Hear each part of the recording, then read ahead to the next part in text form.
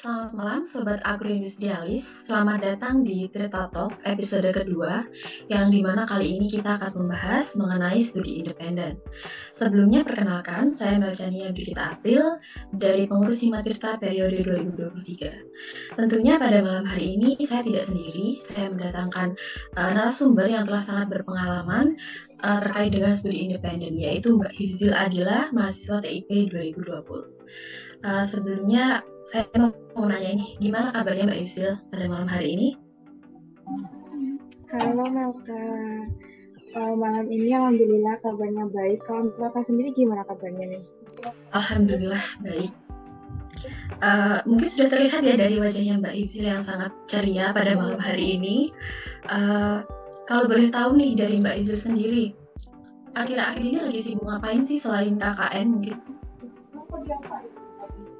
Minggu-minggu ini selain lagi sibuk KKN, ini juga lagi persiapan itu sih, persiapan skripsi. Apalagi kan ini udah mau semester akhir, jadi persiapan skripsi dan juga prepare untuk persiapan magang. Jadi mau magang, sebelum magang aku pribadi ingin kayak mempersiapkan diri dulu dan mempelajari kira-kira nanti materi yang akan dipelajari di tempat magang itu apa, kayak gitu sih. Oke, sebelumnya aku juga mau ngucapin selamat pada timnya Mbak Yusil PKM yang sudah meraih pendanaan kemarin. Semoga lancar juga sampai selesai. Mungkin kita langsung aja nih pada sesi tanya jawab ataupun sesi sharing kita pada malam hari ini. Jadi benar ya Mbak Yusil sendiri sudah melaksanakan terkait dengan MSIB Kampus Merdeka. Kalau boleh tahu MSIB seperti apa yang dilaksanakan oleh Mbak Yusil? Nah, iya, ini kebetulan semester kemarin, semester 6 itu aku ikut MSIB kan, yang salah satu kegiatan dari Kemdikbud, di mana MSIB yang aku ikut itu di studi independen. Jadi di semester kemarinnya ini aku ikut studi independen di salah satu perusahaan yaitu Mari Belajar, di mana perusahaan ini tuh tempatnya tuh di Bali. Dan mengenai tema yang aku ambil itu mengenai data analis dan AI gitu. Jadi yang aku pelajari di situ tuh seputar data analis dan AI kayak gitu, Melka. Oke, kalau boleh tahu nih, berarti kan dilaksanakan pada semester kemarin itu berarti batch berapa ya Mbak? Kalau yang kemarin ini batch 4. Oke, sangat seru ya mungkin kegiatan studi independen yang sudah dilaksanakan. Nah sebelumnya nih, dari aku sendiri dan juga mungkin teman-teman dari Angkatan 21, 22 maupun teman-teman maba dari Angkatan 23, pastinya kita masih sangat awam ya terkait dengan studi independen sendiri.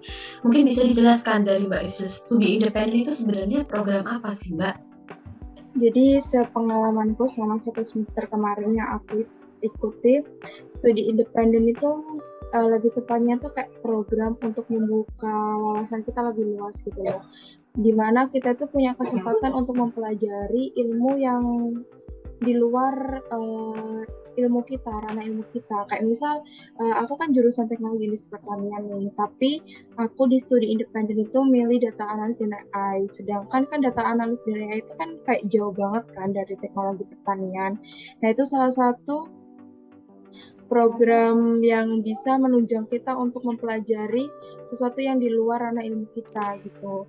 Sedangkan kita tuh sebagai mahasiswa tuh kita tuh bukan hanya dituntut untuk mempelajari satu ilmu, tapi kita juga harus mempelajari ilmu-ilmu lain biar kita tuh juga ada pegangan gitu loh. Kita nggak hanya ahli dalam bidang tertentu, tapi kita juga ahli dalam bidang yang lain, sehingga juga meningkatkan value kita sebagai mahasiswa kayak gitu. Oke, sangat bermanfaat berarti ya kegiatan studi independen ini sendiri. Terus kemudian aku juga pengen tahu nih, kegiatan studi independen ini dilakukan selama 1 semester full atau adakah rentang waktu tertentu nih Mbak? Kalau studi independen itu dilaksanakan bahkan lebih dari 1 semester yang kita laksanakan sebagai mahasiswa biasa. Yang aku ikut itu kemarin, seingatku kalian kan masuk kuliah itu tanggal 22 Februari kan, sedangkan aku itu udah tanggal 15 Februari dan kalian berakhir itu kalau nggak salah kan 22 Juni kalau nggak salah. Iya, Nah, betul. itu aku berakhir dari kegiatan studi independen itu 30 Juni. Jadi kayak lebih lama studi independen dibandingkan kalian sebagai mahasiswa yang nggak mengikuti studi independen ataupun kampus merdeka kayak gitu. Oke, berarti lebih lama dari 1 semester gitu ya kegiatan ini. Nah, Ya, aku mau tarik lebih lama lagi nih. Mungkin dari Mbak Ifil sendiri kan sebelum mendaftar di studi independen, pastinya sering mencari informasi kan terkait dengan studi independen ini sendiri. Dari Mbak Ifil sendiri mengetahui informasi mengenai studi independen ini dari mana ya, Mbak? kalau studi independen ini aku cari informasi itu yang pertama itu dari websitenya, kedua Oke. dari Kaprodi Pak Choi, aku tanya-tanya ke Pak Choi juga, dan yang terakhir testimoni dari cutting yang ikut. Kebetulan waktu itu aku tanya ke beberapa cutting kayak Mas Surya, terus Mbak Vivi yang sebelumnya mereka ngikuti MSIB gitu. Jadi Ya. dari beberapa narasumber itu kayak meyakinkan aku untuk ikut ini meskipun untuk ikut MSIB atau milih magang atau studi independen kita tuh pasti akan dapat keuntungan atau kerugian. Jadi pasti ada resiko ketika kita memilih untuk ikut kegiatan ini. Dari testimoni dan cerita-cerita dari Kaprodi, Cutting sama websitenya Ya. itu kayak buka wawasan aku mengenai studi independen itu kayak gimana gitu, dan juga meyakinkan aku waktu itu di semester kemarin aku ikut studi independen kayak gitu. Oke. Jadi kurang lebih untuk alasannya memilih studi independen itu karena testimoni dari kakak-kakak tingkat itu positif dan juga pastinya kita akan mendatangkan benefit yang positif juga. Nah, kemudian agak maju sedikit ketika mendaftar nih, gimana sih alur pendaftaran dan juga alur seleksi dari studi independen sendiri? Boleh dijelaskan Mbak Ijil? Kalau alur pendaftaran untuk studi independen itu, kalau yang umum, yang kita mau daftar magang atau studi independen, itu tuh alurnya tuh kita harus melampirkan beberapa file. Di antaranya tuh ada CV, kemudian juga ada identitas kita berupa KTP, kemudian juga ada SPTJM. Nah, SPTJM ini kita dapat di rektorat. Biasanya dari universitas, itu kan kita gabung di grup Telegram. Nah, di grup Telegram itu kita dikasih link untuk ngisi biodata pribadi kita. Jadi nanti kita otomatis dibuatin dari rektorat, tinggal ngambil aja gitu. Terus kemudian ada surat rekomendasi.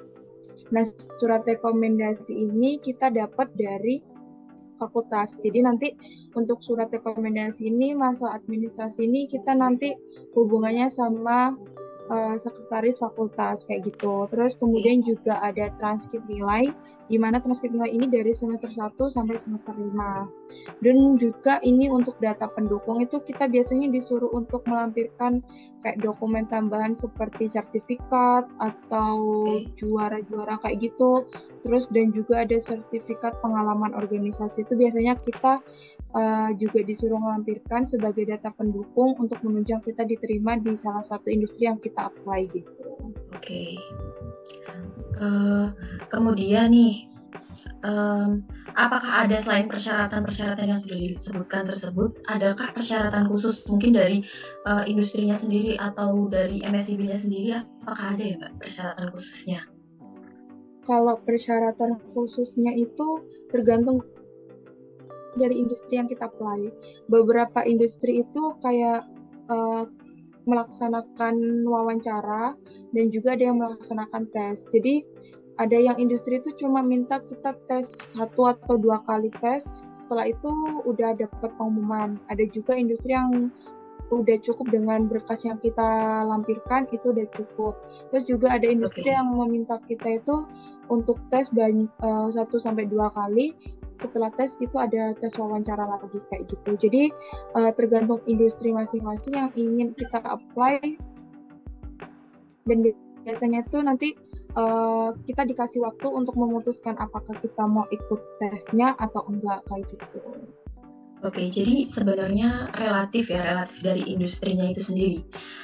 Kemudian Aku mau maju sedikit lagi. Adakah kendala yang dialami oleh Mbak Yusil terkait dengan program ini atau mungkin selama pendaftaran atau selama seleksi gitu? Mungkin ada? Terkait kendala sih yang kemarin itu alhamdulillah sih lancar. Cuma kalau kalian yang ingin mau daftar MSIB, usahain jangan mendadak karena kan di sini juga kalian data-data yang kalian lampirkan itu nggak cuma berhubungan dengan kalian aja, tapi juga berhubungan dengan universitas, dengan Oke. fakultas seperti data SPTJM sama yang surat rekomendasi itu. Nah itu kan kita nggak tahu ya, kita tuh butuh waktu berapa hari untuk melengkapi persyaratan itu. Bisa jadi 1 hari atau bisa jadi juga lebih dari 1 hari. Jadi kalau ingin mendaftar MSIB, usahain yang masalah administrasi itu kalian daftar dulu. Kalian urusin dulu, baru nanti kalian milih industri mana. Soalnya seingatku di SPTJM atau di surat rekomendasi itu kita nggak mencantumkan nama industri kita itu apa yang ingin kita apply. Jadi kalian bisa ngurusin itu dulu, baru kalian pikir-pikir industri mana yang ingin kalian pilih kayak gitu. Oke, jadi kurang lebih persiapan yang harus disiapkan itu adalah industri tujuan, terus kemudian administrasi, terus kemudian baru pendaftaran seperti itu. Dan juga mungkin informasi dari Mbak Hifzil pada kali ini juga bermanfaat untuk teman-teman juga. Mungkin langsung ke pertanyaan selanjutnya ya Mbak. Selama kegiatan studi independen ini dilakukan, apa aja sih kegiatan yang dilakukan selama studi independen tersebut berjalan? Untuk kegiatan dari awal sampai akhir itu sebenarnya kan pertama fleksibel juga di mana industri kita yang kita apply. Kalau dari pengalamanku yang selama kurang lebih 4 bulanan itu tuh kegiatannya tuh kayak kebetulan industri yang aku apply itu kita tuh masih kayak kuliah biasa, kuliah online kayak Oke. gitu. Karena studi independen ini rata-rata online. Buat teman-teman, ini studi independen itu rata-rata online, sedangkan magang itu Oke. rata-rata offline gitu. Tapi nanti di Oke. petunjuknya juga ada yang online sama offline. Nah, selama kegiatan itu, aku tuh kuliah dari Senin sampai Jumat. Satu minggunya itu weekend, satu minggunya itu libur kan. Tapi Senin sampai Jumat itu full. Biasanya tuh kalau aku tuh kebetulan satu matkul dinilai 3 SKS. Jadi kayak Oke. kuliahnya tuh lebih dari 3 jam. Dan kadang-kadang satu hari itu ada 2 matkul gitu. Tapi untuk kuliahnya itu tetap offline dan kayak kita kuliah biasa, kuliah offline gitu. Tapi yang membedakan kita dari kuliah biasanya itu materi yang disampaikan. Di mana di studi independen ini kita benar-benar fokus terhadap materi yang kita pelajari kayak gitu. Dan juga biasanya dosen yang mengajari itu lebih aktif dibanding dosen-dosen di kampus. Soalnya Oke. setiap materi yang diajarkan itu biasanya kita langsung dikasih tugas dan dikasih latihan di hari itu. Dan juga setiap pertemuan yang pengalamanku itu setiap pertemuan itu kita selalu dikasih PR yang dikasih deadline waktu itu tuh 5 harian kayak gitu. Oke. Mungkin menyambut dari jawaban Mbak Yusril terkait dengan studi independen yang seperti kuliah. Mungkin kan seperti kita tahu ya di TIP ini kan pada semester 5 atau 6 itu jumlah SKS yang ditempuh itu biasanya 23 atau 24 SKS. Sedangkan SKS konversi yang maksimal di MBKM dan juga MSIB ini sendiri kan 20 SKS ya. Lalu untuk SKS sisanya ini bagaimana ya Mbak? Terkait studi independen, ini aku jelasin dalam 2 rantai ya. Yang satu studi independen, yang satu magang. Nah, Oke. kalau yang studi independen, ini kan aku secara online. Rata-rata studi independen itu online. Nah, kalau secara online, ini aku bisa nyambi untuk Oke. kuliah yang sisanya itu. Misal studi independen ini 20 SKS. Hmm. Terus yang 3 SKS aku masih bisa kuliah offline di kampus. Jadi aku Oke. masih bisa ngambil satu semester itu 24 SKS.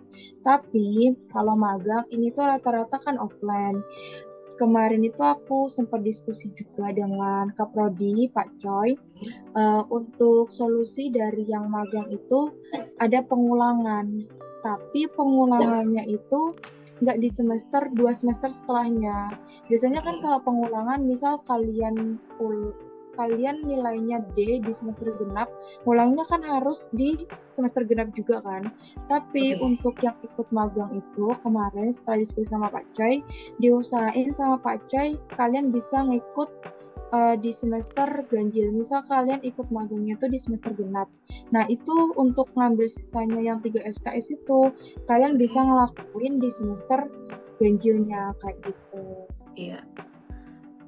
Ya mungkin alternatifnya bisa dengan pengambil pengulangan atau bisa mengulang di semester antara mungkin ya Mbak ya, terkait dengan SKS sisanya. Oke. Nah, kemudian nih aku mau tanya juga, penasaran juga terkait output yang didapatkan setelah menjalani studi independen ini. Apakah nanti outputnya itu berupa laporan, ataukah berupa artikel, atau ada yang lain, Mbak? Gimana tuh? Untuk studi independen ini dalam jangka 4 bulan, itu sebenarnya kita tempuh itu kayak kasarannya tuh sebenarnya 1 tahun. Bukan 1 tahun sih, tapi selama kita kuliah 8 semester gitu. Soalnya di output studi independen yang aku ikuti, selain laporan akhir, itu aku harus buat capstone project. Jadi capstone project itu kayak produk akhir, anggapannya itu skripsi kayak gitu. Jadi kebetulan waktu itu aku satu kelompok, nggak individu. Tapi beberapa industri yang studi independen gitu, itu mereka individu. Jadi setiap individu itu harus mengirimkan capstone project yang didapatkan dari pengalaman mereka selama selama periode studi independen itu. Oke.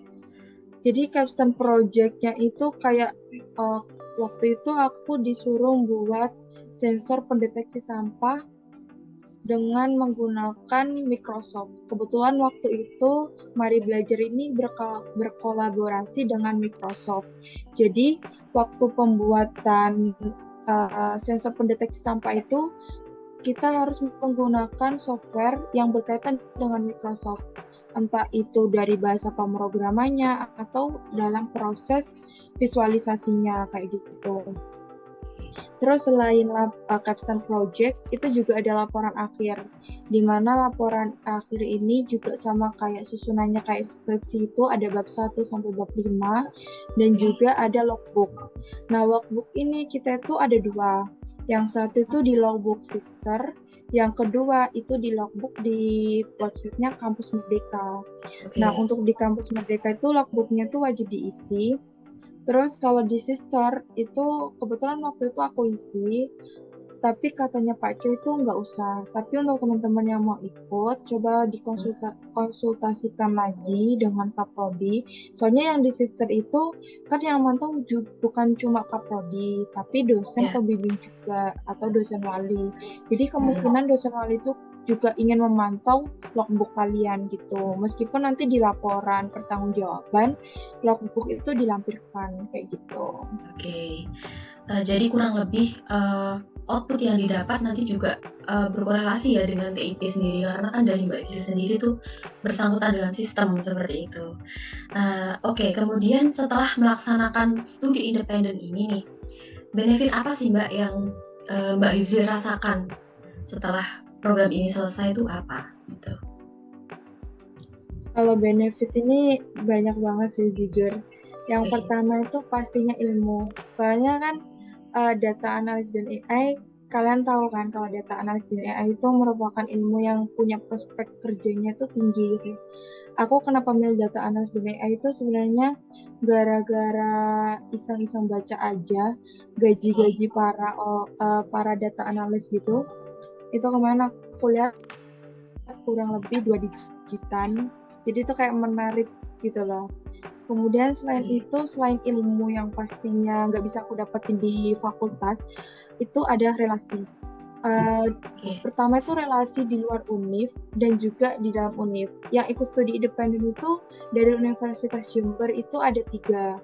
Nah, gara-gara studi independen itu aku bisa kenal mereka. Mereka dari Fakultas FMIPA. Terus di luar univ, aku jadi kenal anak-anak yang dari UI, terus ada juga dari UM, UGM. Jadi beberapa anak itu aku bisa kenal mereka gitu loh. Bahkan bisa akrab padahal kita belum pernah ketemu.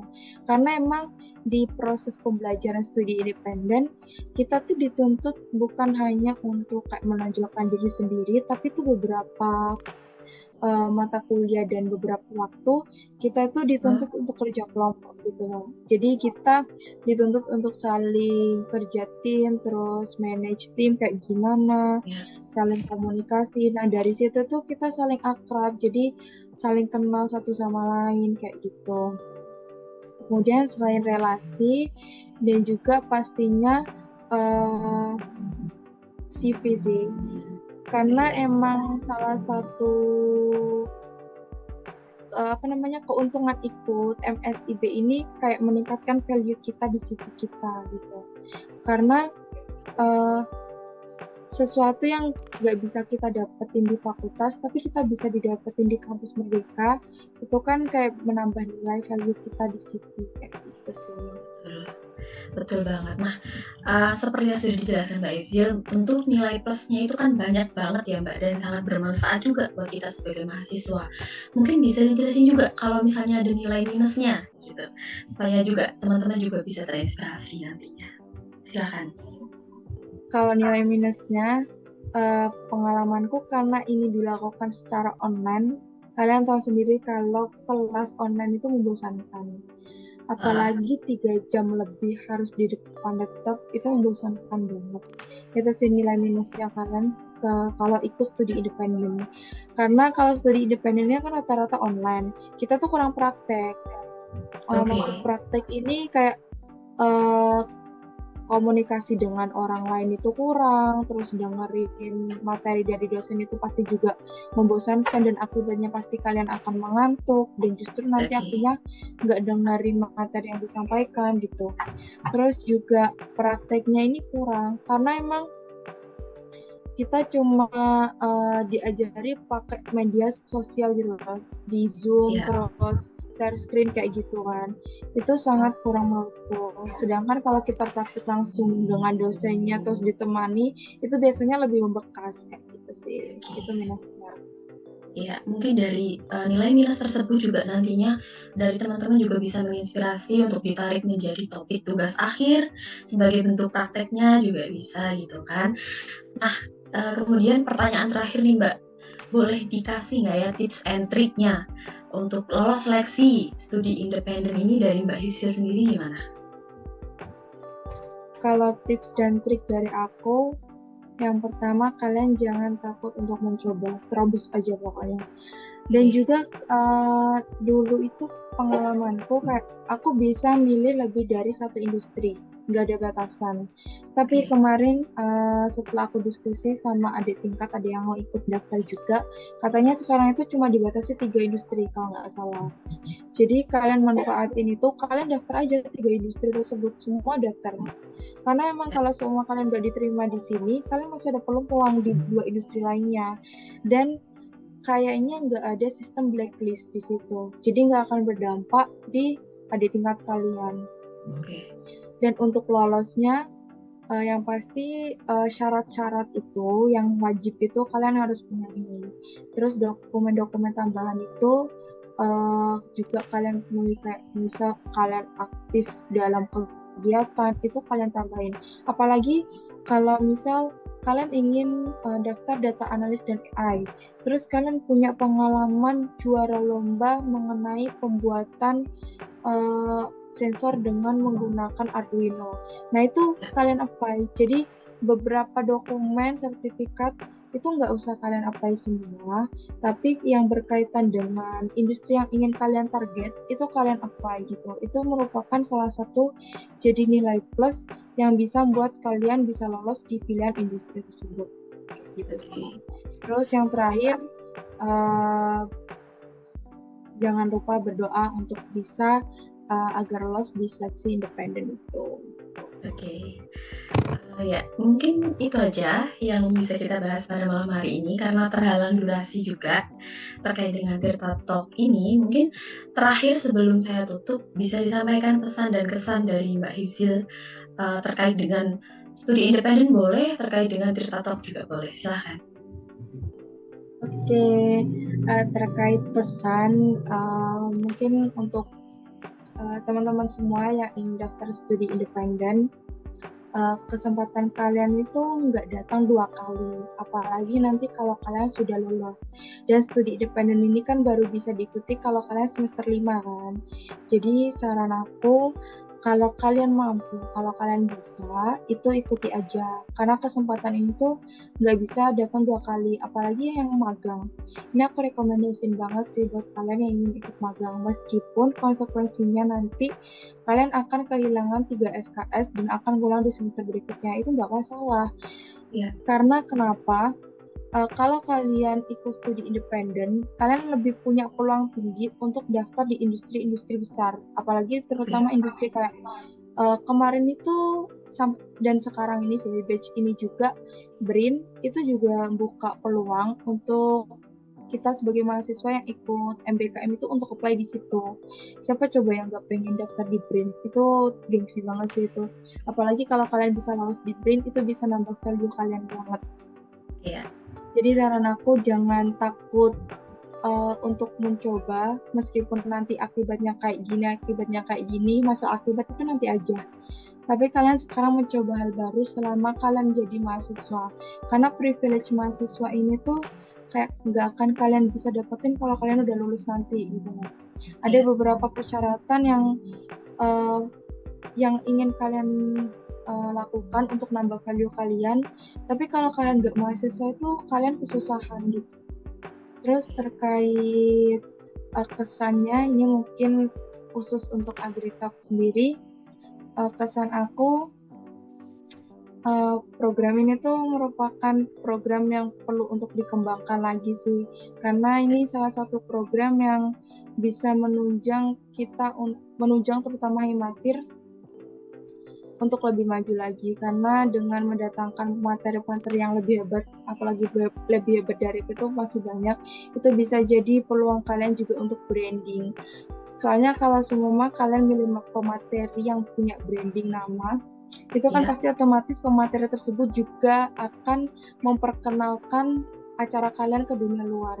Dari branding pemateri kalian juga pastinya akan berdampak untuk ikut di branding. Nah, itu akan juga memiliki peluang dari Himatir sendiri untuk lebih terkenal di dunia luar, kayak gitu sih. Iya, mungkin terima kasih aku ucapkan buat Mbak Hifzil karena bersedia untuk menyampaikan kesan dan pesan dan juga sudah menjadi narasumber pada malam hari ini. Mungkin kalau dari teman-teman Sobat Agroindustrialis ingin kepo, tanya-tanya, sharing sama Mbak Hifzil nih, bisa di-follow IG-nya Mbak Hifzil gitu ya. Nah, kemudian juga jangan lupa juga di-follow akun timnya PKM Mbak Hifzil supaya kita bisa tahu perjalanan timnya Mbak Hifzil gitu. Terima kasih Mbak Hifzil telah datang malam ini. Mungkin itu saja yang bisa kita sharing pada malam hari ini. Wassalamualaikum warahmatullahi wabarakatuh. Selamat malam Sobat Agroindustrialis dan juga Mbak Hifzil tentunya. Waalaikumsalam warahmatullahi wabarakatuh. Terima kasih, Mati. Ya, sama-sama Mbak Hifzil.